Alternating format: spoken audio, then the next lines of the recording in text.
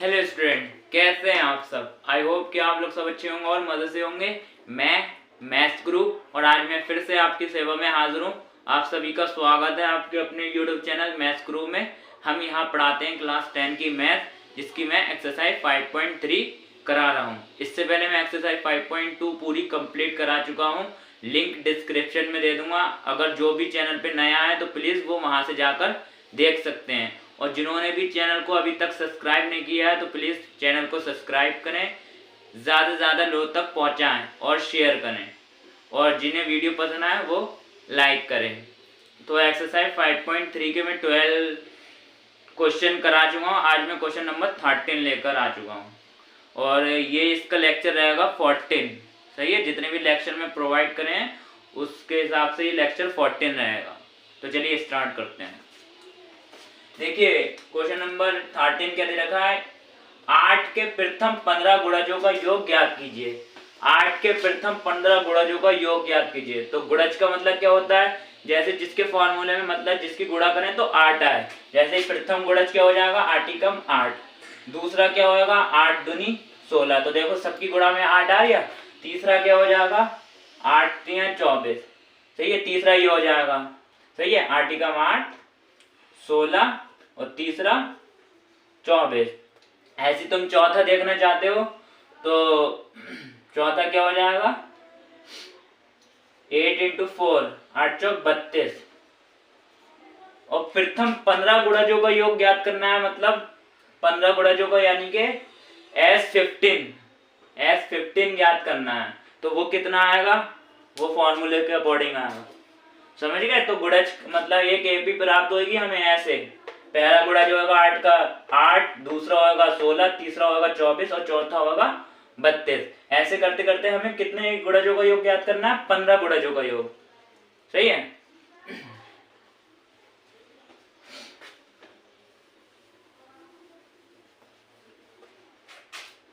देखिए अतः एपी एक हमें प्राप्त हुई। हल लिख दो पहले।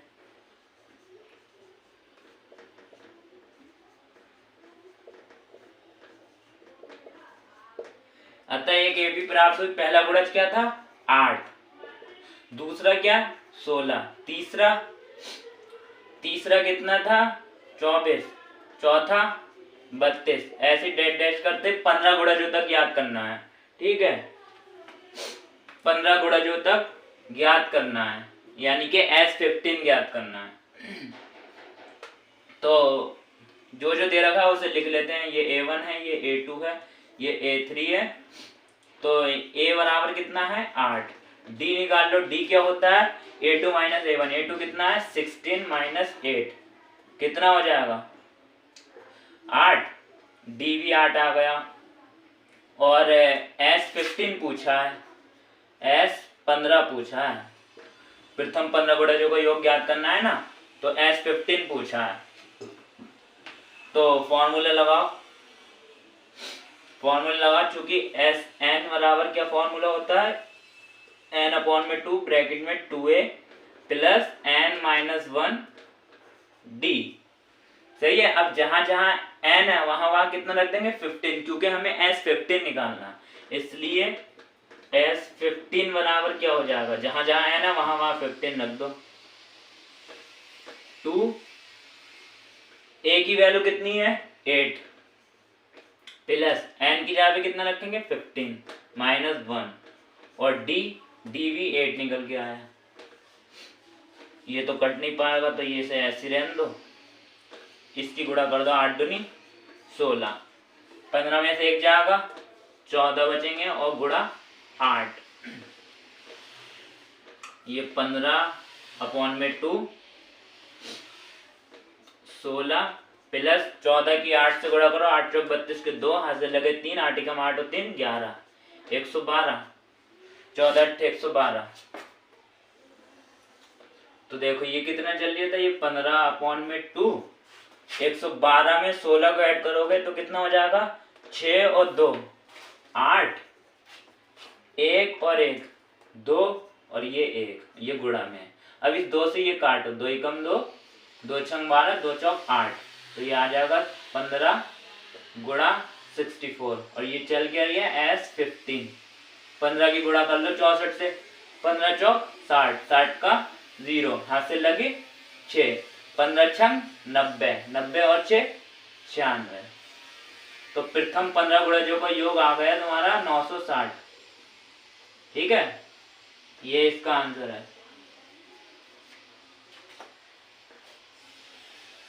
आई होप कि आप लोग को समझ में आया। 14 क्या दे रखा है, 0 और 50 के बीच की विषम संख्याओं का योग ज्ञात कीजिए। विषम संख्या है जैसे 0 तो होती है, पर इसके बीच की ज्ञात करना है, जैसे 1, 3, 5, 7, 9, 11, ये सब विषम संख्या है। तो हमें कितने कितने से कितने तक का योग ज्ञात करना है, 0 और 50 के बीच में जो विषम संख्याएं आती हैं। सही है, तो 0 और 50 के बीच में पहली विषम संख्या कौन सी होगी, 1। ठीक है, और दूसरी कितनी होगी, 3, तीसरी क्या होगी, 5, चौथी क्या होगी, 7। सही है, ऐसी करते करते 50 से पहले कौन सी आएगी विषम संख्या, 49। तो वहां तक का हमें योग ज्ञात करना है। तो हमें एक एपी प्राप्त हुई। ठीक है, ये एक एपी प्राप्त हुई। एपी प्राप्त क्या हुई हमें, 1, 3, 5, 7, डॉट डॉट डॉट 49। तो इन सब का हमें योग ज्ञात करना है। तो कैसे करेंगे, ये हो जाएगा आपका A1, ये A2, ऐसे ये A3 और ये A4, और ये जो दे रखा है ये AN दे रखा है। सही है, ये क्या दे रखा है, AN। हल तो लिख दिया, इसलिए A बराबर कितना हो जाएगा, 1। D, वैसे D की जरूरत नहीं होगी, D की जो है जरूरत नहीं होगी, क्योंकि मैं AN वाला फॉर्मूला लगा दूंगा। D मत निकाल लो, चाहो तो निकाल लेना। D बराबर क्या होता है, A2 माइनस A1, A2 कितना है 3, माइनस A1 कितना 1, तो 3 में से बन जाएगा 2, D की जरूरत नहीं है। और AN कितना दे रखा है हमें, 49। और पूछा क्या है, इन सब का योग, यानी कि SN पूछा है, SN पूछा है 0 और 50 के बीच। अच्छा, हमें n की भी जरूरत पड़ेगी। हमें ये क्या पता कितनी संख्या है 0 और 50 के बीच में, तो हम n किससे निकालेंगे, an की सहायता से। n भी निकाल ले रहे हैं, तो पहले n निकाल लो। तो अब तो d की जरूरत पड़ेगी। n कैसे निकालेंगे, चूंकि an बराबर क्या होता है, a plus n minus 1 d। सही, ये फॉर्मूला होता है। an कितना दे रखा है, 49। तो n की जगह पे 49, a कितना है 1, n निकालना है तो n ऐसी, और d कितना दे रखा है 2। ये प्लस का 1 है, इधर आके माइनस का 1 हो जाएगा, तो 49 माइनस 1 बराबर ये हो जाए, इसे ऐसी रहने दो, n माइनस 1। इस 2 को जो है इसके आगे लिख दे रही हूँ, ब्रैकेट के आगे। अब 49 में से 1 घटाओ, कितना बचेगा 48, और ये 2 ब्रैकेट में n माइनस 1। काटो इसे, 2 से 2 कम 2, 2 दूनी 4, 2 चौक 8, तो ये आ जाएगा कितना 24 बराबर n माइनस 1। माइनस 1 है, इधर आके प्लस 1 हो जाएगा, तो 24 प्लस 1 बराबर n, और करके लिख देना, n बराबर कितना हो जाएगा 25। तो 0 और 50 के बीच में कितनी संख्या है, 25 संख्या है, इनका हमें योग ज्ञात करना है। इसलिए SN बराबर क्या फॉर्मूला होगा, चूंकि SN बराबर क्या होता है, n/2 ब्रैकेट में a प्लस AN, ये फॉर्मूला होता है। अब जहां जहां n होगा वहां कितना पुट कर देंगे 25, तो ये 25/2, a कितना आया 1, AN कितना है 49, इधर कर दे रही हूं इसे, तो ये है 25/2, 49 और 1 कितना हो जाएगा 50। काटो इसे, 2 कम 2, 2 दूनी 4, 1 बचा, 2 पंजे 10, 25 गुणा 25, 25 का स्क्वायर क्या होता है, 25 की 25 से गुणा करेंगे तो 625 आता है, यानी कि 25 का स्क्वायर। तो SN बराबर कितना आ गया 625। ये इसका आंसर है। आई होप कि आप लोग को पसंद क्वेश्चन समझ में आया होगा। अगर समझ में नहीं आया तो प्लीज कमेंट में जरूर बताएं। क्वेश्चन नंबर 15 क्या दे रखा है। क्वेश्चन तो बहुत लंबा है पर इसका आंसर इतना बड़ा नहीं होगा, पर क्वेश्चन बहुत लेंथी है। देखिए क्वेश्चन क्या दे रखा है, निर्माण कार्य से संबंधित किसी ठेकेदार ने एक निश्चित तिथि के बाद, यहाँ ने लिख देना, किसी ठेकेदार ने एक निश्चित तिथि के बाद कार्य को विलंब से पूरा करने के लिए जुर्माना लगाने का प्रावधान इस प्रकार है। मतलब भाई किसी ठेकेदार ने किसी को काम दिया है, सही है, निर्माण कार्य से संबंधित किसी ठेकेदार ने किसी ठेके में था, सही तो था, किसी ठेके में एक निश्चित तिथि के बाद कार्य को विलंब से पूरा करने के लिए जुर्माना लगाने का प्रावधान इस प्रकार है। मतलब भाई किसी ठेकेदार को ठेका दे रखा है जिसको काम करवाना है, उसने जो है एक प्रावधान रखा है, मतलब शर्त रखी है कि भाई अगर कोई देर से काम करेगा तो उसमें जुर्माना लगेगा। अब वो जुर्माना कितना है, देखो पहले दिन के लिए 200 रुपए, पहले दिन के लिए जुर्माना कितना है 200, दूसरे दिन के लिए कितना है 250, तीसरे दिन के लिए 300 इत्यादि, सही है। तो मतलब अगर पहले दिन की वो विलंब करेगा उस कार्य में, मतलब मान लो 30 दिन का है, अगर वो 31 दिन लगाता है तो उसे 200 रुपए जुर्माना देना पड़ेगा। अगर मान लो वो 2 दिन का विलंब करता है, मतलब देरी करता है, तो कितना देना पड़ेगा 250। अगर 3 दिन का करता है तो 300 रुपए देना पड़ेगा, सही है। तो मतलब पहले दिन में 200 देगा, फिर उसमें 250 जोड़ देगा, फिर उसमें 300 जोड़ देगा, ऐसे करते करते वो ऐसे करते जो है उसे जुर्माना देना पड़ेगा, सही है। जितने दिन का वो विलंब करेगा उसे उतना ही जुर्माना देना पड़ेगा हर दिन। देखिए 50 रुपए बढ़ता जा रही है, पहले दिन 200 था, दूसरे दिन 250 हो जाएगा, और तीसरे दिन कितना हो जा रही है 300, सही है, इत्यादि। अर्थात प्रत्येक उत्तरोत्तर दिन का जुर्माना अपने से ठीक पहले दिन के जुर्माने से 50 अधिक है। मतलब प्रत्येक उत्तरोत्तर दिन का मतलब जो आगे वाले दिन का जुर्माना जो है अपने से ठीक पहले दिन के जुर्माने से कितना अधिक है, 50 अधिक है। देखो पहले दिन 200 था, दूसरे दिन कितना होगा 250, तो 50 अधिक है, सही है, 50 अधिक है। एक ठेकेदार को जुर्माने के रूप में कितनी राशि अदा करनी पड़ेगी यदि वो इस कार्य को 30 दिन का विलंब कर देता है। तो एक ठेकेदार को जुर्माने के रूप में कितने रुपए देना पड़ेंगे यदि वो इस कार्य को 30 दिन का विलंब कर देता है, मतलब 30 दिनों की वो देरी कर देता है उसमें काम में, तो उसे कितना जुर्माना देना पड़ेगा। तो इन सब का सम करना पड़ेगा, मतलब योग ही निकालना पड़ेगा। भाई पहले दिन का जुर्माना कितना 200, दूसरे दिन का 250, तीसरे दिन का 300, तो इससे हमें एक एपी प्राप्त होगी, सही है। अब हिंदी मत लिख देना कि भाई अतः पहले दिन का जुर्माना इतना, दूसरे दिन का इतना, हिंदी कौन लिखेगा, डायरेक्ट लिख दे रही हूं मैं। अतः हमें एक एपी प्राप्त हुई है। एपी क्या प्राप्त हुई है, पहले दिन का जुर्माना कितना है 200, दूसरे दिन का कितना है 250, तीसरे दिन का 300, सही है। ऐसी करते करते उसने 30 दिन का जुर्माना करा है, मतलब 30 दिन का विलंब करा है, तो उसमें कितना रुपए देना पड़ेगा 30 दिन तक अगर वो विलंब करता है तो उसे कितनी राशि अदा करना पड़ेगी। तो हमें एक एपी प्राप्त हो गई है। अब जो है जो दे रखा है उसे लिख दो। A1 बराबर ये A2, ये A3, तो A बराबर कितना है 200, D निकाल लो, D क्या होता है A2 माइनस A1। वैसे D ये ही दे रखा है, ये जो 50 दे रखा है ये D है, तब भी मैं तुम्हें इससे निकाल के दिखा रही हूँ, तो D आ जाएगा। D क्या होता है A2 माइनस A1, A2 कितना है 250 माइनस A1 कितना है 200, तो कितना आ जाएगा 50, D 50 है। अब वो देखो विलंब कितने दिन का कर रही है 30 दिन का, तो ये हमें n दे रखा है, तो यहाँ करके लिख देना n बराबर कितना है 30, और पूछा क्या है Sn, मतलब इनका सम करना होगा ना, योग करना होगा, तो यानी कि Sn पूछा है। अब जो है दिख लिया होगा, चलो लगाता हूँ फॉर्मूला, वरना एक काम करो इसको मिटा दे रही हूँ, अगर आप लोग इसका स्क्रीनशॉट ले लो मैं ऊपर मिटा।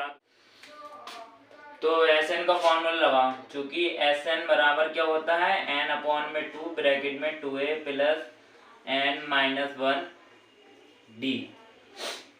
सही है, n-1 d। तो 30 दिन का जुर्माना अदा करना है ना, तो n की यहाँ पे कितना रखेंगे 30, इसलिए Sn बराबर कितना हो जाएगा s, n की यहाँ पे कितना रखोगे 30, 30 दिन का जुर्माना है ना, तो n की यहाँ पे कितना 30/2, 2a कितना है 200 प्लस n की यहाँ पे कितना है 30-1, d कितना है 50। समझ गए थे? मतलब 30 दिन का क्यों लिया भाई, 30 दिन का अगर वो विलम्ब करता है तो कितनी राशि अदा करना पड़ेगी। इसे काटो, 2 एकम 2, 2 एकम 2, 2 पंजे 10, तो ये हो जाएगा 15।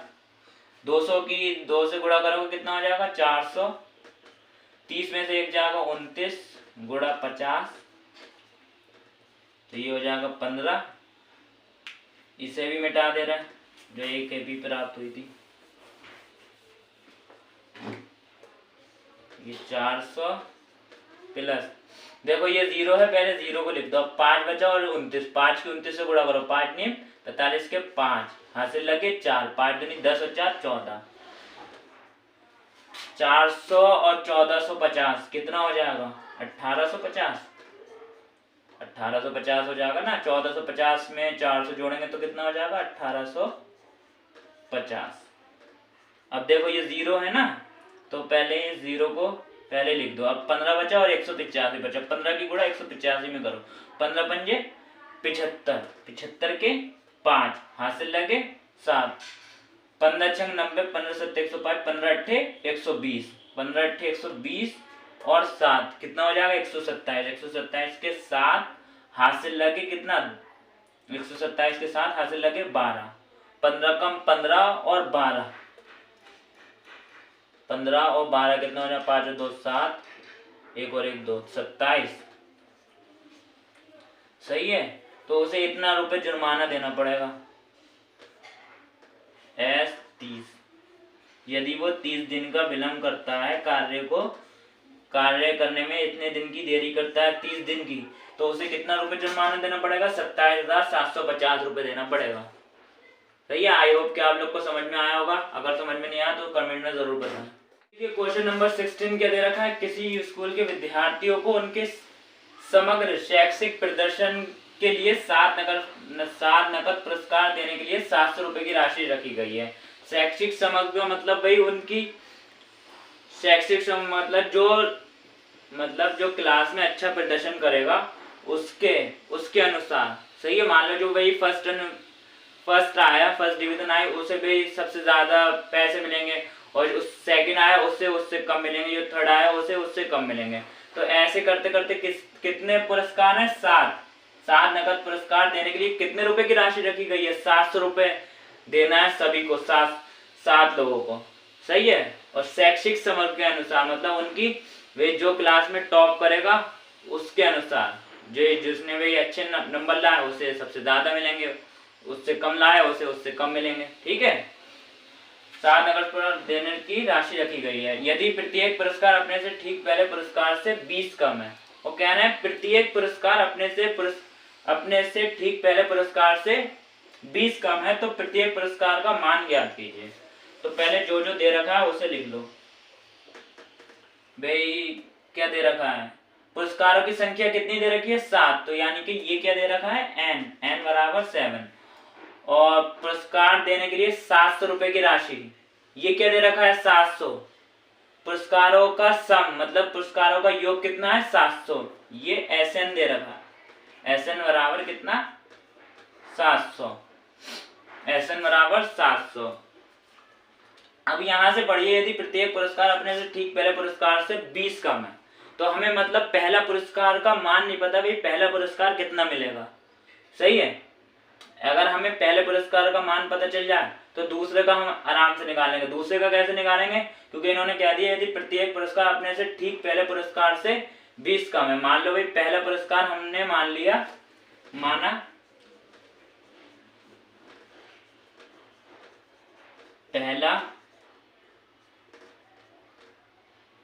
पहला पुरस्कार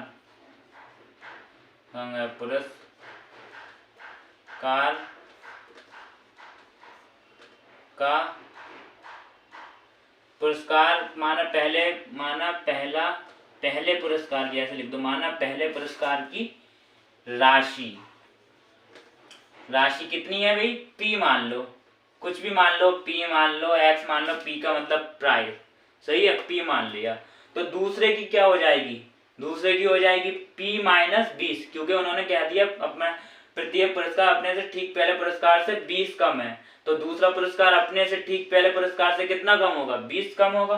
तो दूसरा पुरस्कार कितना हो जाएगा, दूसरा पुरस्कार लिखते रहना कि राशि कितना हो जाएगा, P माइनस 20। देखो पहले का हमने P मान लिया, तो दूसरे का क्या, यहाँ से देखो ना, प्रत्येक पुरस्कार अपने से ठीक पहले पुरस्कार से 20 कम है, तो ये इससे पहले का पुरस्कार क्या है ये, और तो दूसरा पुरस्कार क्या होगा, अपने से ठीक पहले पुरस्कार से, पहला पुरस्कार है उससे कितना कम है, 20, कम का आता है तो माइनस लगाते हैं। तो तीसरा पुरस्कार क्या हो जाएगा, ऐसे तीसरा क्या हो जाएगा, P माइनस, वो इससे 20 कम होगा, यानी कि P माइनस 20 में से 20 को घटाएंगे तो वो कितना हो जाएगा, तो P माइनस 40, समझ गए, वो उससे 20 कम होगा, ठीक है। अब D निकाल लो, या पहले AP बना दो, अतः एक AP हमें प्राप्त होगी, अतः AP क्या प्राप्त हुई, पहला पुरस्कार क्या है P, दूसरा क्या है P माइनस 20, तीसरा क्या है P माइनस 40, सही है। ऐसे करते करते कितने पुरस्कार हैं, 700 है, यानी कि वो तो ऐसे दे रखा, उससे मतलब नहीं। अब भाई A की वैल्यू क्या होगी, ये A1 है, ये A2, ये A3, A बराबर कितना है P।